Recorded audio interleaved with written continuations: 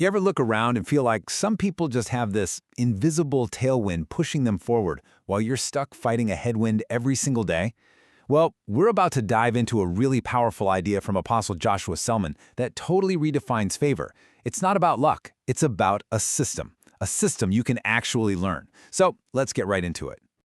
All right, so here's our game plan. First, we're going to talk about why this whole idea of a system of advantage is so important. Then, we're going to bust a huge myth about favor that might actually be holding you back. After that, we'll get practical and look at the real keys to activating it in your life. And finally, we'll see how all of this can completely reshape your perspective. Okay, so first things first, we have to start with the core problem. The teaching we're looking at makes a really bold claim that life, by default, is, well, it's limited. It's not always a level playing field. I mean, why does life feel so unfairly hard sometimes? The truth is, at our core, we're all limited. It doesn't matter who you are, it's just part of the human condition. And this fundamental challenge, that's the very reason a concept like favor even exists. It's there to give us a way to rise above those built-in limitations. And this is exactly where favor comes into play. See, it's not just some random gift. The idea here is that favor is a system of advantage. Think about it like a power-up in a video game that helps you level the playing field. That's what we're talking about, a spiritual principle designed to bring balance and help you push past that inherent unfairness of life. All right, now we get to the core of this whole thing. And I gotta tell you, this is a pretty radical idea. It's gonna challenge a lot of what we've been taught to believe about what favor actually is. This verse right here, it's really the foundation for this entire argument.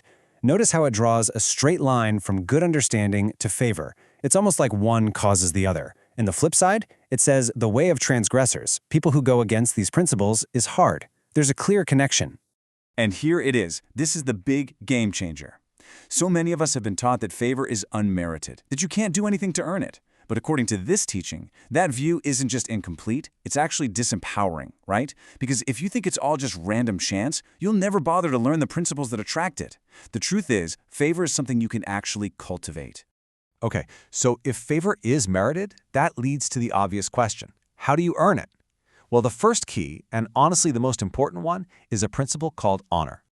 Now, we're not just talking about empty compliments here. This definition of honor is super specific. It all starts with discerning, with truly seeing and recognizing the unique value in another person. It's about identifying what makes them special, what their distinctive difference is, and then celebrating and rewarding that. Let me show you how this works with a quick story.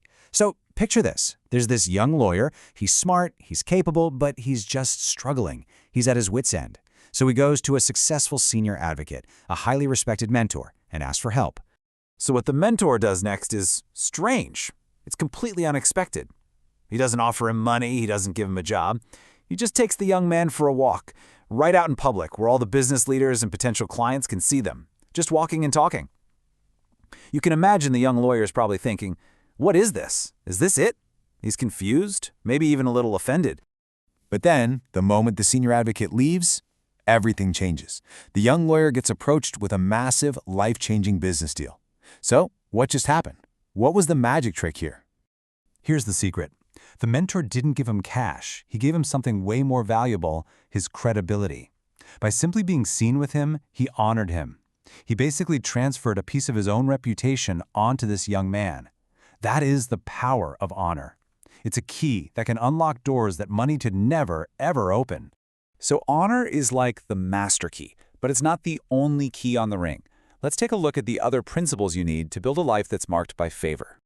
So building on that foundation of honor, we've got 3 more keys: building your personal value, cultivating the right relationships, and then intentionally praying to activate this whole system. All right, next up, value. And this is all about your usefulness. It's about your ability to provide solutions that people actually need right where you are. The goal is to become a master problem solver. There's a great saying that sums it up. Success isn't something you chase, it's something you attract by the person you become. That's what value is all about. The third key is relationships, and this is so important. The idea here is that God works through people. Opportunities don't just magically appear out of thin air, they almost always come through advantageous connections.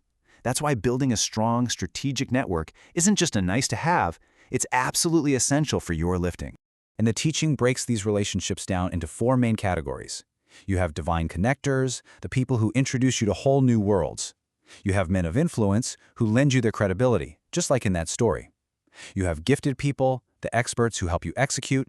And finally, you have burden bearers, the friends who stick with you when things get tough. And that brings us to the fourth and final key, prayer.